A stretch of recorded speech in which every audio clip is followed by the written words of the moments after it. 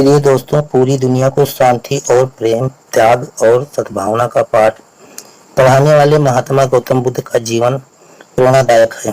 दोस्तों, आइए जानते हैं कि भगवान महात्मा गौतम बुद्ध का जीवन परिचय। गौतम बुद्ध राजा के बेटे होते हुए भी उन्होंने भिक्षु रूपी जीवन को अपनाया।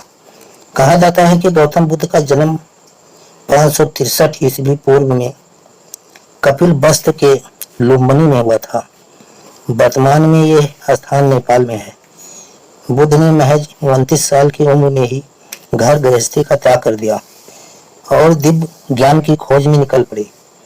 बुद्ध ने दुनिया भर के लोगों के बीच अहिंसा, शांति, प्रेम, सद्भावना और त्याग का संदेश देकर समाज में फैली कुरीतियों को दूर करने का प्रयास किया।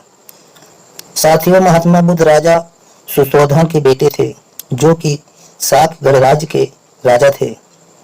बुद्ध की माता का नाम माया देवी था। जन्म के समय माता पिता ने बुद्ध का नाम राजकुमार सिद्धार्थ रखा था। बुद्ध बचपन से ही शांत और गंभीर स्वभाव के थे। वह अपना अधिकांश समय एकांत में बैठने और चिंतन करने में बिताते थे। राजकुमार होने के बावजूद भी सांसारिक सुखों में उनकी कोई रुचि नहीं थी।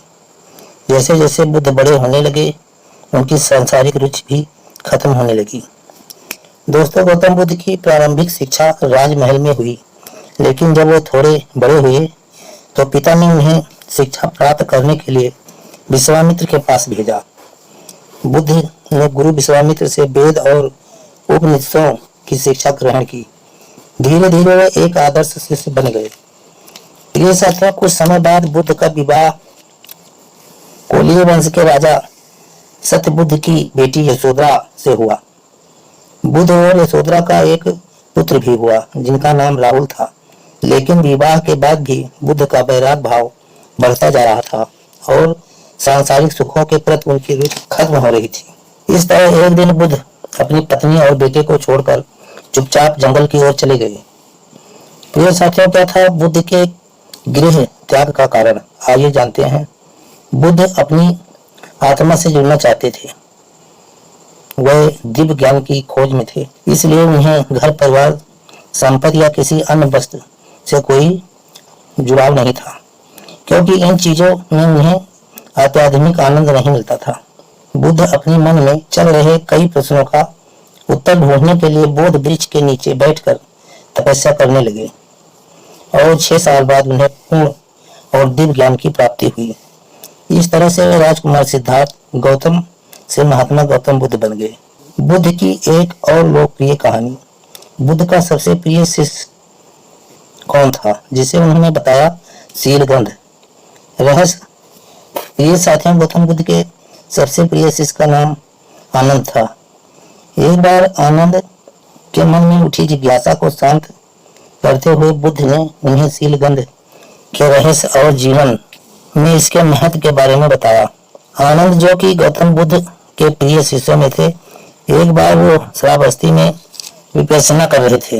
विपश्यना बुद्ध की कई शिक्षाओं में एक है। शाम का समय था और इसी बीच आनंद का ध्यान पास में खिले सुंदर फूलों की ओर गया। फूलों को देखकर आनंद उसके सुगंध के बारे में सोचने लगे कि इन फूलों की सुगंध कितनी अच्छी है, लेकिन सारी सुगंध उसी दिशा में जा रही है जिस ओर हवा बह रही है। फूलों की सुगंध चारों ओर फैलनी चाहिए। आखिर ऐसा क्यों है कि फूलों की सुगंध सभी दिशाओं में न फैलकर वरना हवा की दिशा में ही जा रही है? दोस्तों, आनंद को याद आया कि बुद्ध ने 3 प्रकार के उत्तम गंधों के बारे में बताया था, जो कि मूलगंध, सारगंध और पुष्पगंध है। इसके बाद आनंद सोचने लगे कि क्या कोई ऐसी सुगंध भी हो सकती है जो हवा के विपरीत दिशा में भी फैले, यानी सभी ओर फैले। यह सोचते हुए अपने मन में उठे इस प्रश्न के उत्तर के लिए वह बुद्ध के पास गए। दोस्तों, आनंद ने बुद्ध से कहा कि भंते, क्या कोई ऐसी भी सुगंध है जो सभी दिशाओं को सुगंधित कर सकती है या फैलती हो? बुद्ध ने आनंद से कहा, मूलगंध, सारगंध और पुष्पगंध। इन्हीं तीनों गंध से परे भी एक गंध है, जिसे शीलगंध यानी चरित्र की गंध कहा जाता है। जो व्यक्ति बुद्ध धर्म और संघ के 3 रत्नों की शरण में जाता है और शिक्षा को जीवन में उतारता है, उसमें यह गंध होती है। दोस्तों, जो दुर्गुण और बुरे विचारों से दूर रहता है और धर्म का पालन करता है, दान करता है, सभी इंद्रियों को बस में रखता है और जीवन में त्याग को महत्व देता है, उसी व्यक्ति में शील गंध पाई जाती है। ऐसे व्यक्ति की सुगंध चारों तरफ फैलती है और लोग उसका सम्मान करते हैं। बुद्ध की बात सुन आनंद ने कहा, बनते और इसी गंध से ही तो पूरा संसार आगे बढ़ रहा है। दोस्तों धर्म पद में मिलता है कि शील गंध धर्म पद में मिलता है शील गंध का उल्लेख। साथियों धर्म पद कली बौद्ध धर्म का प्रसिद्ध साहित्य ग्रंथ जिसे गीता के समान पवित्र माना गया है। इसमें मूल बौद्ध शिक्षाओं का ग्रहण है। धर्म पद में शील गंध को लेकर कहा गया है कि चंदन, तगर, कमल और जूही इन सभी फूलों की सुगंध से बढ़कर शील सदाचार की सुगंध है। तगर और चंदन की गंध, उत्पल यानी कमल और चमेली की गंध से भी बढ़कर शील गंध अधिक श्रेष्ठ है। दोस्तों इस कहानी से आपको क्या सीख मिलती है कमेंट में जरूर बताना और चैनल पर नए हैं तो चैनल को सब्सक्राइब कर लेना, जिससे कि हम अगला वीडियो डालें तो आपके पास नोटिफिकेशन पहुंच जाए और वीडियो को लाइक कर देना। चलो अब चलते हैं अगले वीडियो में, फिर मिलेंगे। धन्यवाद। जय हिंद, जय भारत, नमो बुद्धाय।